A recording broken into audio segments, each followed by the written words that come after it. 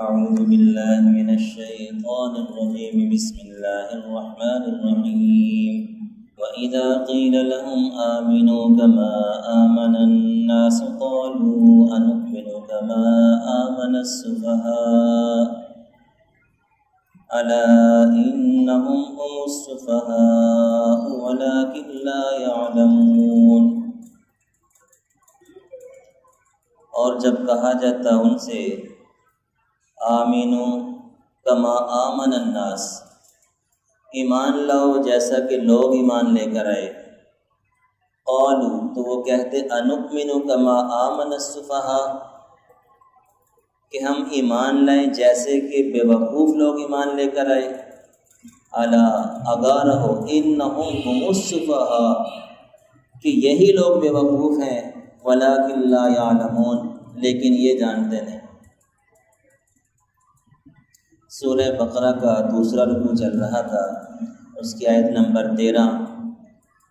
اور اس رکوع کے اندر منافقین کا ذکر چل رہا تھا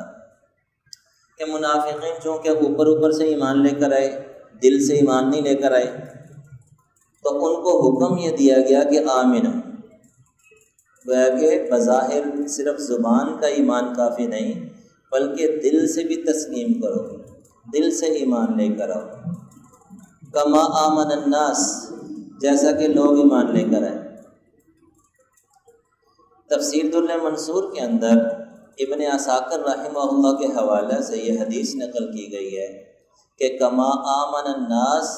کما آمن ابو بکر و عمر و عثمان و علی۔ اس آیت کی تفسیر کے اندر یہ حدیث نقل کی گئی ہے کہ ایمان لے کر آؤ جیسا کہ ابو بکر ایمان لے کر آئے، عمر ایمان لے کر آئے، عثمان ایمان لے کر آئے، علی ایمان لے کر آئے، یعنی ان کو گویا کہ ان کو معیار حق قرار دیا گیا۔ جس طرح کہ صحابہ کرام ایمان لے کر آئے، دل و جان سے ایمان لے کر آئے، جب دشمن تھے تو کھلم کھلا دشمن، حضرت عمر فاروق رضی اللہ تعالیٰ، جب دشمن تھے تو قتل کے در پہ کھلم کھلا دشمن، اور جب ایمان لے کر آئے تو پورے کے پورے ایمان میں داخل ہو گئے۔ تو گویا کہ اللہ نے فرمایا جیسے یہ لوگ ایمان لے کر آئے اس طرح تم ایمان لے کر آؤ۔ تو یہ آگے سے کہتے قالوا انؤمن کما آمن السفہاء کہ ہم ایسے ایمان لے کر آئیں جیسے کہ بے وقوف لوگ ایمان لے کر آئے۔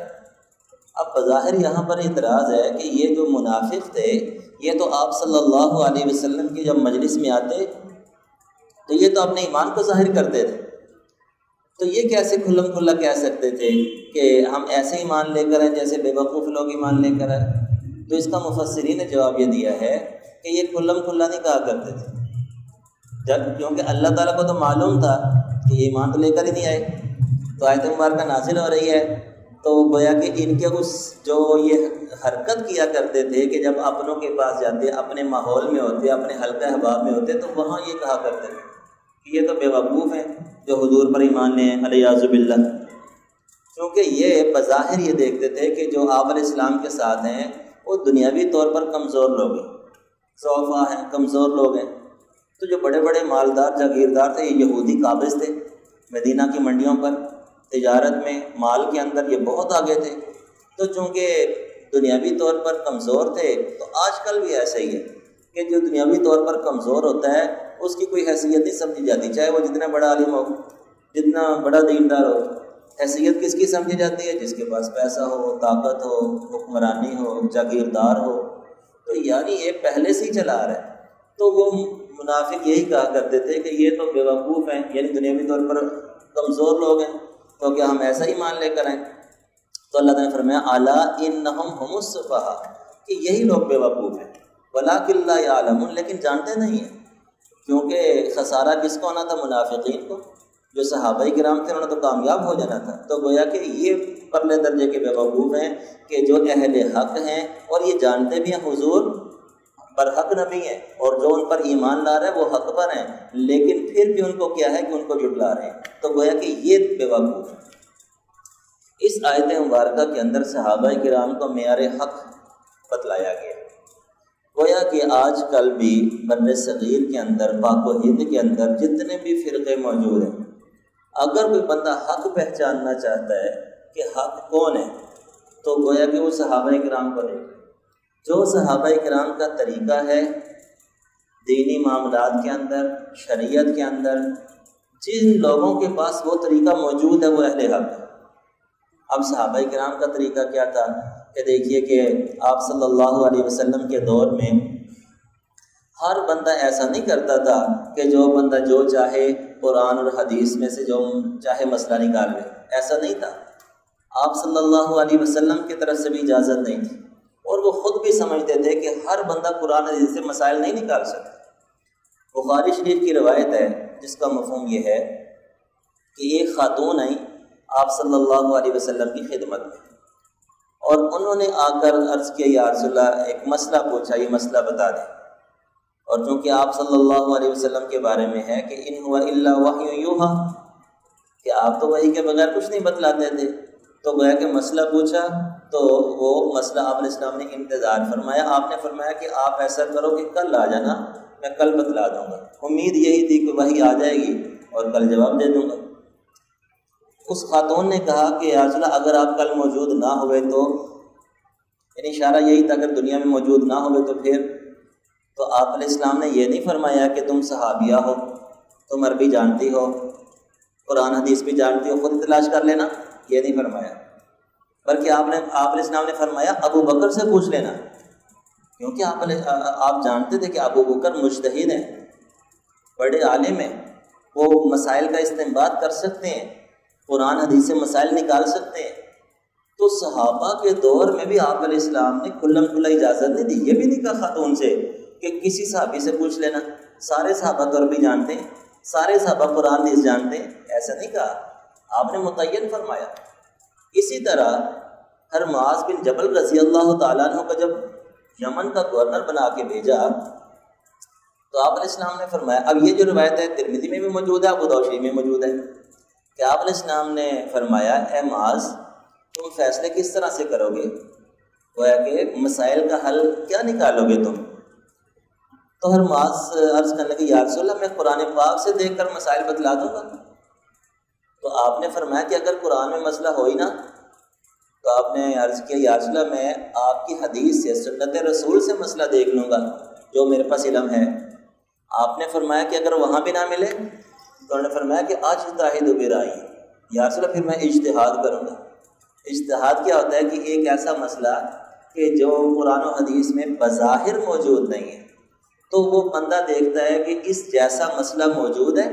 تو وہ اسی کا حکم بیان کر دیتا ہے۔ جیسے آپ دیکھیے چرس ہے، بھنگ ہے، اب اس کا حکم تو نہ قرآن میں نہ حدیث میں، لیکن نشہ آور چیزوں کا حکم ہمیں شریعت سے ملتا ہے کہ نشہ آور چیزیں جو ہیں وہ حرام ہیں۔ تو گویا کہ جو مجتہدین ہوتے ہیں انہوں نے ان مسائل کا حل نکال لیا کہ نشہ آور کوئی سی بھی چیز ہو ان پر قیاس کرتے ہوئے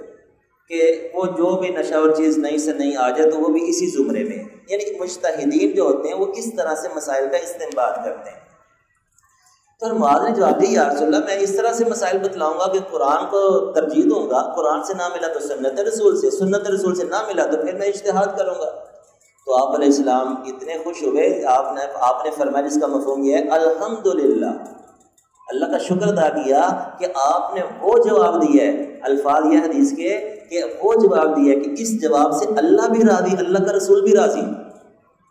یعنی طریقہ یہ ہے شریعت کو سمجھنے کا، شریعت کے مسائل بتلانے کا، کہ جو مجتہد ہوگا وہ کیا کرے گا، قرآن سے مسئلہ دیکھے، نہیں تو سنت رسول سے، نہیں تو پھر اجتہاد کرے۔ اب دیکھیے کہ یہ کام یمن کے اندر موجود کروایا جا رہا ہے، یمن کا گورنر بنا کے بھیجا جا رہا ہے۔ حالانکہ اگر آپ سعودیہ کے بعض علاقے ایسے ہیں کہ اگر آپ وہاں کھڑے ہوں تو یمن کی پہاڑیاں نظر آتی ہیں، تو وہ یہ جواب دے سکتے تھے کہ یا رسول اللہ اللہ تعالیٰ آپ کو عمر دراز عطا فرمائے، تو کوئی مسئلے ایسے ہوں گے جو میرے علم میں نہیں ہوں گے تو میں بندہ بھیج دوں گا، لکھ لیا کروں گا، ہفتے بعد بندہ بھیج دوں گا، آپ سے آگے پوچھ لیا کرے گا۔ یہ جواب نہیں دیا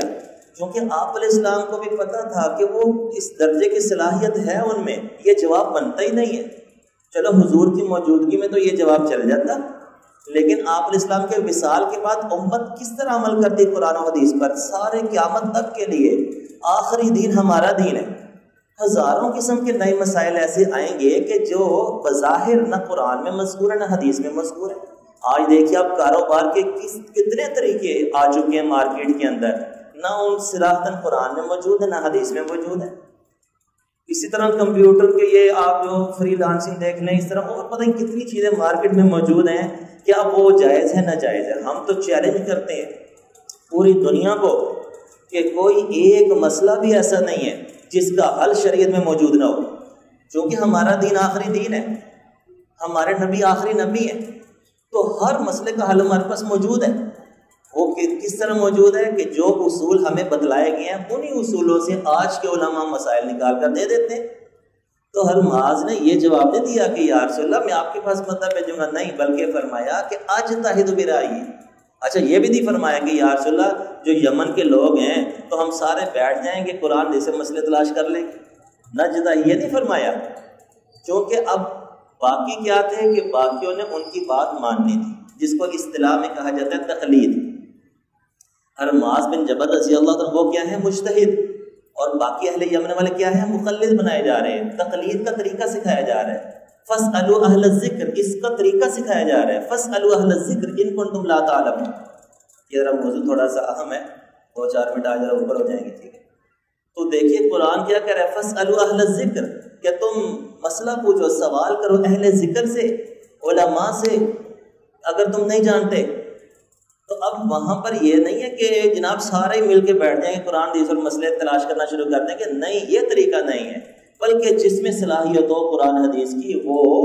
مسائل نکالے گا، اور جن میں صلاحیت نہیں ہے وہ ان کی مان کر چلے گا۔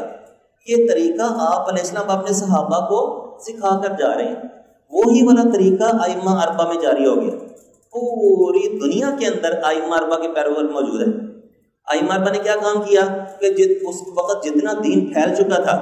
اب جتنے مسائل نئے آئے انہوں نے اس کا حل پیش کیا، قرآن سے کچھ مسائل نکالے، کچھ احادیث سے نکالے، اور نہیں تو پھر اجتہاد کیا، وہ مسائل کا حل امت کے سامنے پیش کیا۔ اب پوری دنیا کے اندر ائمہ اربعہ کے پیروکار موجود ہیں، اور الحمدللہ شریعت پر عمل کرنے میں کس قدر آسانی ہے۔ تو دیکھیے کہ معیار حق کون ہے؟ صحابہ کرام۔ اگر ہم اس سے ہٹ کر آئیں گے، کوئی نیا طریقہ ایجاد کریں گے، نہیں جی ہم نے خود ہی قرآن جیسے سارے مسئلے نکالنے، خود ہی سمجھنا ہے، کسی کی نہیں ماننی، کسی کی پیروی نہیں کرنی، کسی مجتہد کو نہیں ماننا، ہم کسی کی تقلید نہیں کریں گے، تو یہ طریقہ بڑا خطرناک ہے۔ جب صحابہ کرام کو آپ علیہ السلام کے دور میں اس طریقے پر عمل کروایا جا رہا ہے، پہلی حدیث جو میں نے پیش کی بخاری شریف سے پیش کی، دوسری جو میں نے حدیث پیش کی یہ ترمذی میں بھی آتی ہے، ابو داؤد شریف میں بھی آتی ہے، اور دیگر حدیث کی کتابوں میں بھی آتی ہے۔ تو گویا کہ یہ ہے دین کو سمجھنے کا طریقہ۔ اور اسی طرح اب دیکھیے کہ بعض ایسے لوگ ہیں کہ وہ خوشی غمی کے اندر ایسے طریقے ایجاد کر دیے کہ جس کی وجہ سے ہمارے اندر بہت زیادہ فرقہ واریت پیدا ہوگی۔ اب جناب اگر کوئی فوت ہو جاتا ہے تو ہم اصالہ ثواب کے مختلف طریقے رائج ہو گئے کہ جناب 3 دن بعد یہ کام کرنا ہے، 7 دن بعد یہ کام کرنا ہے، 10 دن بعد یہ کام کرنا ہے، 40 دن بعد یہ کام کرنا ہے، سال بعد یہ کام کرنا ہے۔ یہ ہمارے ہیں، صحابہ کرام سے آپ کو یہ چیزیں نہیں ملیں گی۔ کوئی اصالہ ثواب کا طریقہ ملے گا؟ جب مرضی دیکھو قرآن ہے، قرآن اب نماز کے بعد قرآن پڑھو، بخش دو، بہت اچھا طریقہ ہے۔ جتنے ہم نے طریقے خود پیدا کیے نا، خود مشکلات پیدا کر لیں، اور اس کے اندر اخلاص بھی نہیں ہے، اس کے اندر ریاکاری موجود ہے۔ اب دیکھو کہ فرقے بڑھ گئے کہ نہیں، بعض کہیں گے یار یہ کون سا طریقہ ہے، بعض کہیں نہیں یار اس میں حرج ہی کیا ہے، وہ گویا کہ ایک فرقہ وجود میں آ گیا۔ اس طرح سے جب صحابہ کرام سے ہٹے فرقے وجود میں آتے ہیں۔ اسی طرح اذان کا طریقہ آپ علیہ السلام سے چلا آ رہا ہے، اگر ہم عشق کے اندر کوئی اضافہ کر دیں گے، اذان سے پہلے کچھ پڑھنا شروع کر دیں گے، اب ذکر جب مرضی کریں، حدیث سے ثابت ہے، لیکن ایک خاص ہم وقت کر لیں کہ نہیں نماز کے بعد ہم نے کچھ پڑھنا ہے، محبت کے اندر، محبت اپنی جگہ، لیکن یہ طریقہ صحابہ کرام کے طریقے سے ہٹا ہوا ہے، وہیں فرقہ واریت پیدا ہوگا۔ جتنے آج فرقے موجود ہیں وہ صرف اس وجہ سے ہیں کہ صحابہ کرام کے طریقے سے ہٹے ہوئے ہیں۔ اللہ تعالیٰ نے ایسے نہیں، اتنے اونچے لوگ تھے ان کو قرآن میں ذکر کیا، آمنو کما آمن الناس، ایمان لاؤ جیسے یہ لوگ ایمان لے کر آئے ہیں۔ ایمان، تمہارے ایمان کی قبولیت کا، تمہارے حق کی قبولیت کا حق یہ لوگ ہیں، صحابہ کرام ہیں۔ اب اللہ تعالیٰ نے ان کو معیار قرار دیا، جب ہم ان کے طریقے کو چھوڑیں گے، چاہے وہ عشق کے نام پر چھوڑ دیں، محبت کے نام پر چھوڑ دیں، اور اپنی محبت کا ایک نیا طریقہ ایجاد کر دیں، عشق کے اظہار کا نیا طریقہ ایجاد کر دیں، نام عشق کا ہوگا، محبت کا ہوگا، وہی وہاں پر فرقہ واریت بڑھے گی، کم نہیں ہوگی۔ آسان حل ہے. اگر ہم فرقہ واریت ختم کرنا چاہتے ہیں تو یہ طے کر لیں کہ جو صحابہ کرام سے ثابت ہے وہ کریں گے، جو نہیں ثابت وہ نہیں کریں گے. دیکھیے سارے فرقے ختم ہو جائیں گے.